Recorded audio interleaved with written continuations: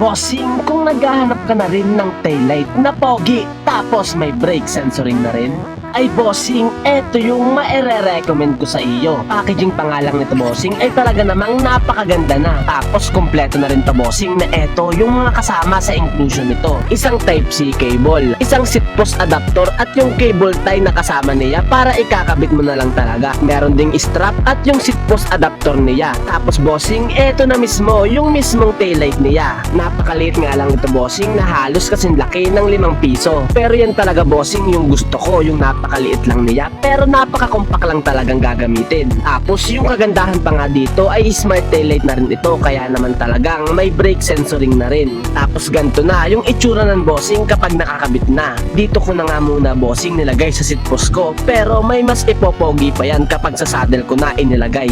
Kaya ikaw bossing, eto na yung isa sa pinakapogi at pinakamalakas na taillight na maire-recommend ko sa iyo.